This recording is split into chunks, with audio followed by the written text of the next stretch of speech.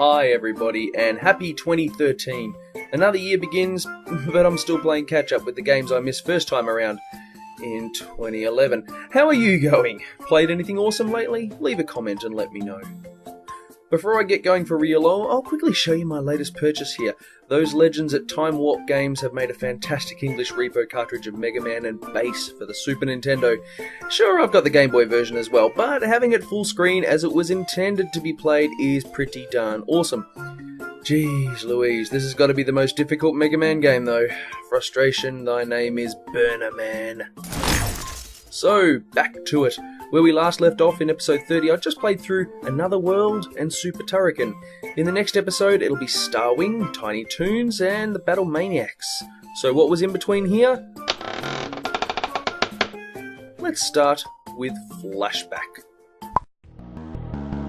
I'm sure I wasn't the only one who saw Flashback in 1993 and figured that it was the sequel to Another World. As it turns out, the games were made by different people and have completely different stories and characters. Even the in-game graphics look quite different. But those vector graphics, man, I tell you, the vector graphics, that's the future right there! I'm playing the Super Nintendo version here. The vectors look pretty cool, but yeah, they move slow. The game starts with a mysterious young man on the run from the authorities. He crash lands in the jungle with apparent amnesia and has to figure out who he is and why people want him dead. So, this jungle is on Titan, the largest of Saturn's moons. Titan, right. A place so cold liquid water cannot exist. Have a look at this picture taken in 2005, the only visual we have of Titan's surface. Yeah, science fiction, gotta love it, right? The gameplay in this one is a bit less take two steps and you die than Another World, and instead it's a bit more Prince of Persia-ish in that your main character Conrad climbs, jumps, and has to solve spatial puzzles to proceed. It's also a little bit adventure game-ish in that you eventually find yourself in the city where you have to get jobs to earn some money so you can get off this rock and hightail it back to Earth.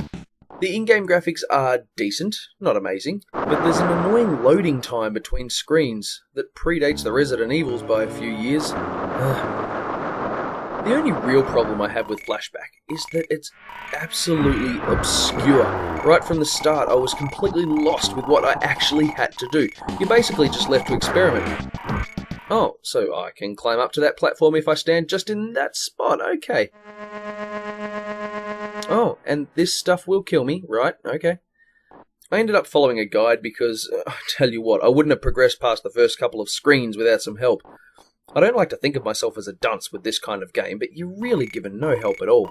Perhaps if there was some kind of hint system, or perhaps even an inner monologue from Conrad saying things like, I need to find somewhere to charge this keycard, the game would be much more enjoyable.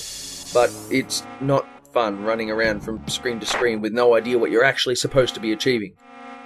I'll say this one sits, because it's got some cool ideas, but I don't think today's gamer would bother.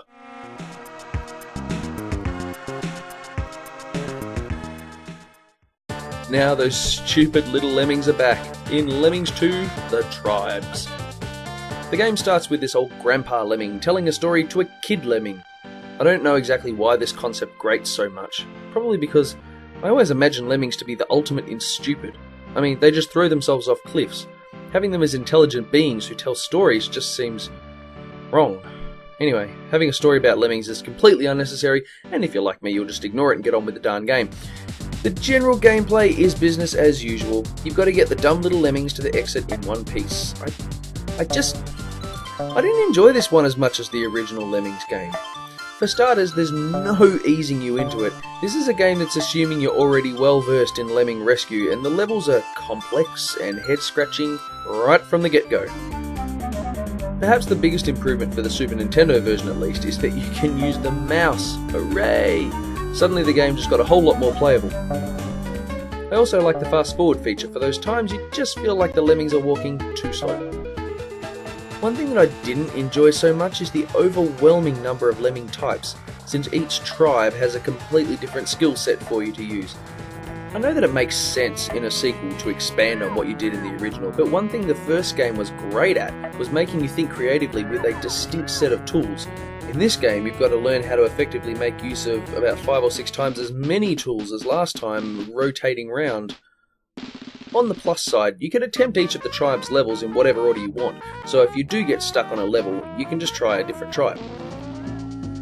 For a game I was really looking forward to sinking my teeth into, Lemmings 2 isn't the classic I was hoping it would be. It's certainly got all the core gameplay there, but I think it's all a little bit too complex for its own good. One of the joys of the first game was the simplicity. This is only really a game for the hardcore lem nuts. I'd rather stick with Lemmings 1 myself, so I'll say it sits. Did you know that DuckTales had a sequel? I had no idea it existed until a couple of years ago. Boy, it is rare though. It fetches a pretty penny on eBay. Check it out though, I got my copy. Paid through the nose for it. I also recently bought the whole DuckTales DVD collection. Have you watched it lately? I was pleasantly surprised, firstly at how well it's aged, and secondly at what a high quality show it was. It didn't talk down to the kids, it was like an Indiana Jones style adventure and exploration cartoon for pre-teens. I think I need to introduce my nephews to it. So DuckTales the Game 2. This has got to be the most not-to-scale world map I've ever seen. And no Australia. Surprise, surprise.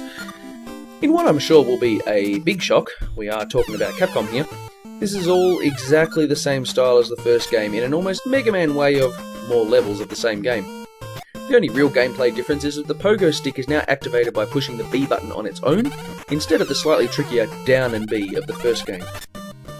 It's all very short and very easy, unless you want to go for the good ending. Anyone who considers themselves a reasonable gamer could finish this in one sitting without even breaking a sweat.